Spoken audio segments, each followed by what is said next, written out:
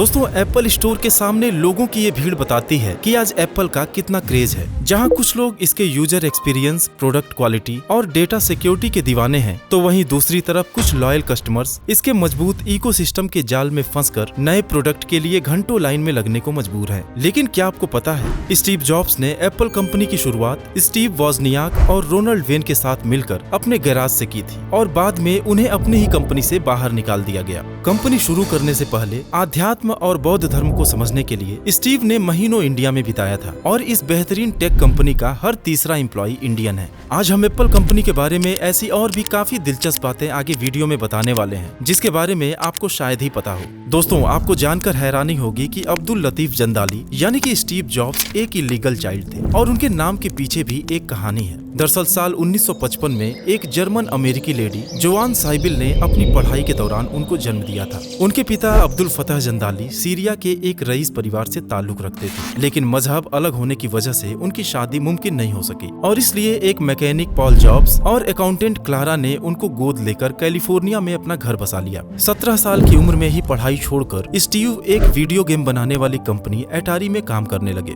उस समय काफी बड़े और मेन फ्रेम कंप्यूटर्स हुआ करते थे, जिसे खरीदना आम लोगों के बस की बात नहीं थी और इसलिए स्टीव एक लाइट वेट और सस्ता कंप्यूटर बनाना चाहते थे, जिसके लिए उन्हें अपने जैसे पैशनेट लोगों की तलाश थी। और फिर इत्तेफाक से एचपी में काम करने वाले वॉजनियाक से उनकी मुलाकात हुई, जिन्हें कंप्यूटर बनाने का नॉलेज था। आगे चलकर इन दोनों ने मिलकर ही एप्पल का पहला कंप्यूटर बनाया। एटारी में काम करते हुए साल 1974 में स्टीव आध्यात्मिक ज्ञान के लिए इंडिया आए थे और ये भी कहा जाता है कि उनके एक फ्रेंड रॉबर्ट फ्रीडलैंड ने इंडिया से वापस जाकर स्टीव को बाबा नीम करौली के चमत्कारी शक्तियों के बारे में बताया था, जिनसे मिलकर अपनी जिंदगी से जुड़े कुछ रहस्यों को जानने के लिए वह इंडिया आए थे। लेकिन स्टीव के आने के कुछ महीने पहले ही बाबा नीम करौली ने देह त्याग कर दिया। हालांकि स्टीव उसके बाद भी महीनों हिमालय में घूमते रहे, कुछ दिन नैनीताल के कैंची धाम में रुके और फिर अमेरिका वापस चले गए। अमेरिका पहुंचकर वॉजनियाक और एटारी कंपनी के एक कोवर्कर रोनाल्ड वेन के साथ मिलकर स्टीव ने एप्पल कंपनी की शुरुआत की। पैसों की कमी थी, इसलिए कैलिफोर्निया के अपने मोटर गैराज को ही ऑफिस बना लिए।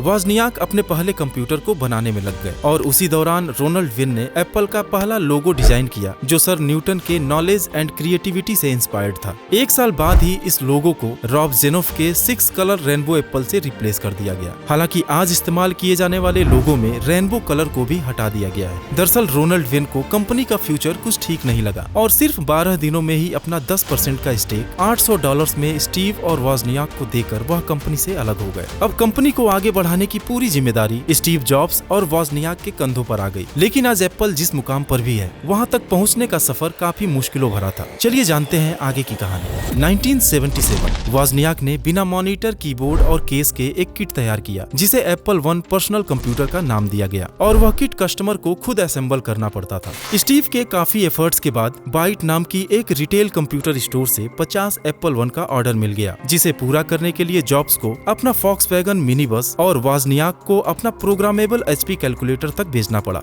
एक साल बाद ही एप्पल को $92,000 का एक इन्वेस्टमेंट मिला, जिसे यूज करके एक कलरफुल ग्राफिक्स और मॉनिटर के साथ एप्पल 2 को लॉन्च किया गया, जो काफी हिट साबित हुई और इसके 50 लाख यूनिट बिक गए। इसके बाद IBM को कम्पीट करने के लिए साल 1980 में एक बिजनेस क्लास कंप्यूटर एप्पल 3 को लाया गया, जिसमें ओवर हीटिंग की प्रॉब्लम आने लगी और फिर 1983 में ग्राफिकल इंटरफेस और माउस के साथ एप्पल लीसा को मार्केट में उतारा गया, जो हाई प्राइस और लिमिटेड एप्लीकेशंस की वजह से फ्लॉप हो गई। उसी साल एप्पल को एक शॉक और लगा जब वॉजनियाक ने कंपनी को छोड़ दिया। स्टीव एक मुश्किल दौर से गुजर रहे थे और कंपनी की ग्रोथ को बरकरार रखने के लिए उन्होंने पेप्सिको के प्रेसिडेंट जॉन स्कली को एप्पल के CEO के तौर पर हायर कर लिया। पूरी टीम ने एक नई एनर्जी के साथ काम किया और अगले ही साल एप्पल मैकिंटोश 128K को लॉन्च किया गया, जिसकी सेल शुरुआत में तो ठीक ठाक रही, लेकिन हाई प्राइस, लो स्पीड और सॉफ्टवेयर लिमिटेशंस की वजह से अचानक से बिल्कुल गिर गई। एप्पल का मैनेजमेंट बोर्ड स्टीव जॉब्स को इन सारे फेलियर्स की वजह मानने लगा और जॉन स्कली से पावर वार इस कदर बढ़ गया कि स्टीव जॉब्स को एप्पल छोड़ना पड़ा। लेकिन निराश होने की बजाय स्टीव ने एप्पल के ही कुछ एम्प्लॉइज डिवाइस के साथ नेक्स्ट नाम की एक कंप्यूटर हार्डवेयर एंड सॉफ्टवेयर की पैरेलल कंपनी शुरू कर दी।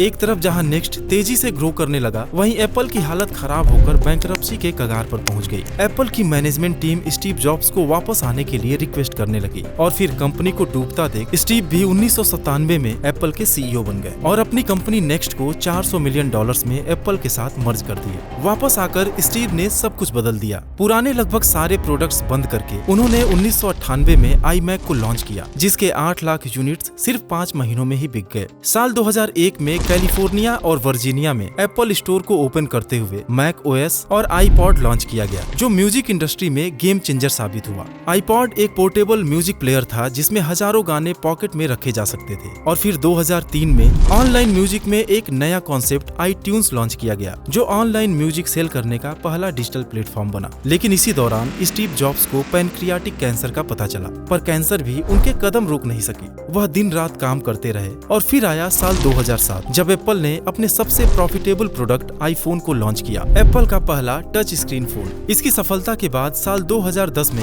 मार्केट में आईपैड को उतारा गया, जो एक ऐसा टैबलेट था जिसमें कंप्यूटर की सारी खूबियां थी। स्टीव जॉब्स कड़ी मेहनत और कैंसर की वजह से काफी कमजोर हो चुके थे, लेकिन 2011 में अपनी डेथ के कुछ समय पहले तक काम करते रहे। हालांकि एप्पल की कमान वह टिम कुक को पहले ही हैंडओवर कर चुके थे, जो आज भी स्टीव जॉब्स की लेगेसी को उसी शिद्दत से आगे बढ़ा रहे हैं। टिम ने साल 2011 में वर्चुअल असिस्टेंट सीरी और 2015 में एप्पल वॉचेस के लॉन्च के साथ ही आईफोन को भी न्यू टेक्नोलॉजी और फीचर्स के साथ अपग्रेड करते रहे। साल 2018 में एप्पल $1 ट्रिलियन की दुनिया की पहली कंपनी बनी और आज भी दुनिया की वैल्यूएबल कंपनीज की लिस्ट में सबसे ऊपर है। एप्पल अपनी 3 असेंबलर कंपनी विस्ट्रन, फॉक्सकॉन एंड पिगाट्रन के जरिए दुनिया के कुल प्रोडक्शन का लगभग 5% आईफोन इंडिया में बनाती है। और अभी हाल ही में टिम कुक ने मुंबई में एप्पल के पहले स्टोर का भी इनॉग्रेशन किया है। लेकिन दोस्तों, आखिर क्या है ऐसा खास कि एप्पल के प्रोडक्ट्स को लोग इतना पसंद करते हैं? इसके एक नहीं बल्कि अलग अलग कई रीजंस हैं। चलिए उन रीजंस को भी शॉर्ट में जान लेते हैं। एप्पल अपने प्रोडक्ट्स को लॉन्च करने से पहले उसे यूजर फ्रेंडली बनाने के लिए रिसर्च एंड डेवलपमेंट पर हेवली इन्वेस्ट करता है। प्रोडक्ट की डिजाइन और एस्थेटिक का विशेष ख्याल रखा जाता है और प्रोडक्शन में प्रीमियम मटेरियल्स का इस्तेमाल किया जाता है। इसके अलावा बेहतरीन कस्टमर सर्विस भी लोगों को अपनी तरफ आकर्षित करती है। अपने हर लॉन्च में कुछ नया और इनोवेटिव करना एप्पल की खासियत है, जिसका उनके लॉयल कस्टमर्स बेसब्री से इंतजार करते हैं। और तभी तो स्टोर के सामने एक लंबी कतार लग जाती है। एप्पल के डेटा सिक्योरिटी का कोई मुकाबला नहीं। आपकी इजाजत के बिना आपके किसी भी डेटा को एक्सेस करना किसी दूसरे के लिए इम्पॉसिबल सा होता है, जिसके लिए एप्पल अपने ऑपरेटिंग सिस्टम और एप्लीकेशंस को रेगुलरली अपडेट करता रहता है। हालांकि इन सबके अलावा एप्पल के प्रोडक्ट्स खरीदने की एक अहम वजह है उसका इकोसिस्टम। जो अच्छा है या बुरा, इसका फैसला हम आपके ऊपर छोड़ते हैं। दरअसल एप्पल के सारे प्रोडक्ट्स यानी कि iPhones, iPads, max, Apple watches और एप्पल टीवी में इस्तेमाल होने वाले ऑपरेटिंग सिस्टम्स एप्पल ने खुद डेवलप किए हैं, जिन्हें एक दूसरे के साथ आसानी से काम करने के लिए डिजाइन किया गया है। उनके बीच आपस की कनेक्टिविटी और डेटा ट्रांसफर काफी आसान है, जबकि किसी और एंड्रॉइड डिवाइस से उनको कनेक्ट करना उतना ही ज्यादा मुश्किल। इसलिए एक बार एप्पल का कोई प्रोडक्ट लेने के बाद इंसान उनके जाल में फंस जाता है और अगला प्रोडक्ट भी एप्पल का लेने को मजबूर हो जाता है। एप्पल अपने नए प्रोडक्ट्स के फीचर्स और लुक को लॉन्च के आखिरी मोमेंट तक सीक्रेट रखकर कस्टमर्स के बीच एक ऐसा हाइप क्रिएट करता है कि कुछ नया और इनोवेटिव चीज पाने के एक्साइटमेंट में हम आम इंसान कोई भी कीमत चुकाने को तैयार हो जाते हैं। तो दोस्तों, उम्मीद है कि एप्पल कंपनी के बारे में आपको कुछ नया जानने को मिला होगा। आज के इस वीडियो में बस इतना ही। Thanks for watching.